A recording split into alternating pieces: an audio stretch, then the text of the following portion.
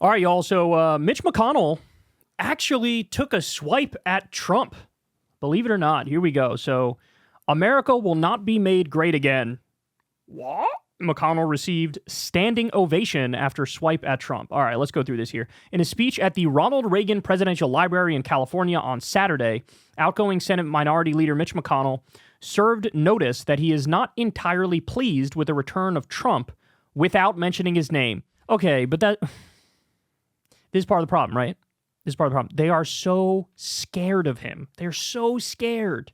Even when they attack him, they're like, but I'm not really attacking you. This doesn't really count, right? Please don't hit me back.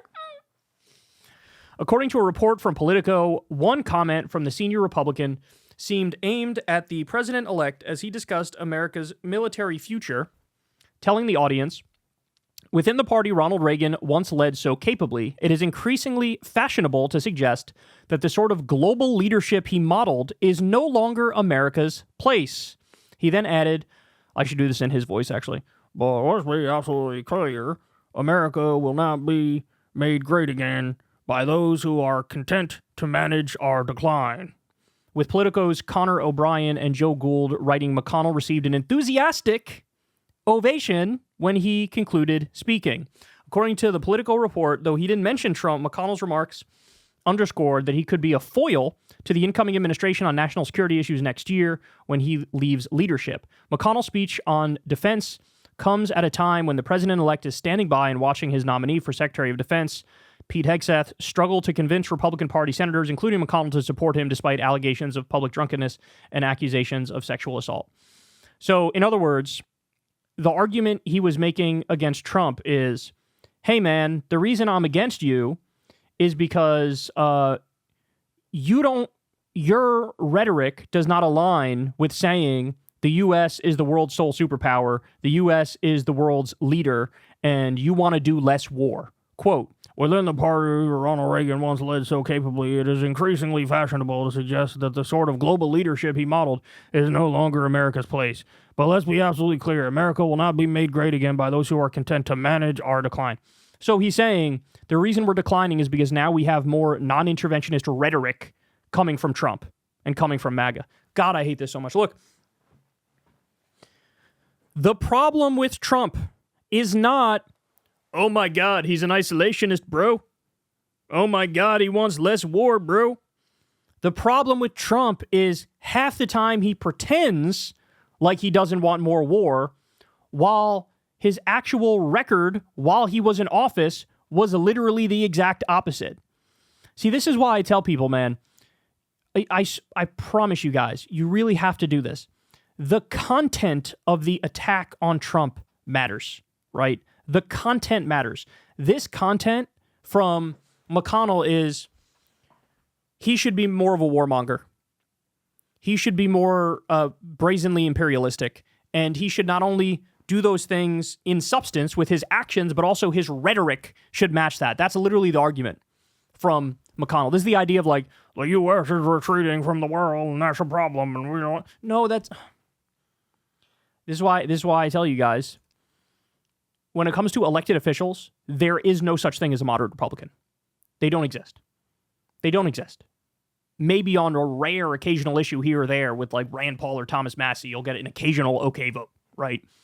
But they don't exist. Because you have MAGA that will go wherever Trump goes, and guess what? Trump will substantively take us in a pro-war direction. And then you have the establishment Republicans who are mad because Trump isn't pro-war enough and he doesn't use the rhetoric of being pro-war. So that's what he's saying. That's the substance of his attack. So I would love to sit here and be happy about Mitch McConnell taking a swipe at Trump and going after him and saying, you're not going to make America great again. But the substance of what he's saying is, you're not going to make it great again because I'm afraid you might actually do some anti-war things. Well, guess what, Mitch? You should rejoice, because I guarantee you he's not going to do anti-war things. I guarantee you. So you all know the record of the first administration. 432% increase in drone strikes, kept us in Iraq, kept us in Afghanistan. 330% increase in civilian deaths in Afghanistan, bombed Syria twice, bombed Somalia, admits to occupying a third of Syria to take the oil, increased Pentagon budget every year, is going to let Israel annex the West Bank in his second term because he took $100 million from Sheldon Adelson, told Israel to go ahead and attack the Iranian nuclear facilities, armed Saudi Arabia as they did a genocide, ripped up the Iran agreement, dropped a Moab on Afghanistan. What I don't understand is if you are Mitch McConnell, why don't you love Trump? You should love Trump because he got Republicans in power by half the time pretending to be anti-war, but his policies are all pro-war. So you should be thankful because I got news for you. If you run for office and you take Mitch McConnell's position and talk about it, I'm pro-war, we should be the world's sole superpower, etc., that Republican would never win. It would never happen. And so you should be thanking Trump because he gets pro-war things done while virtue signaling like he's anti-war. So he gives you the substance of what you want while being clever enough to say the opposite just to get in power in the first place. So yeah, I can't.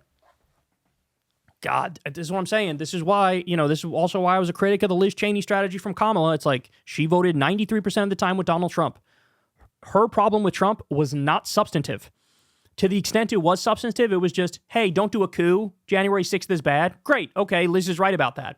But she also wants tax cuts for the rich. She also wants deregulation. She also wants to let big business do whatever the fuck they want. She wants lower wages. She wants more war. And on all those things, it's agree with Trump.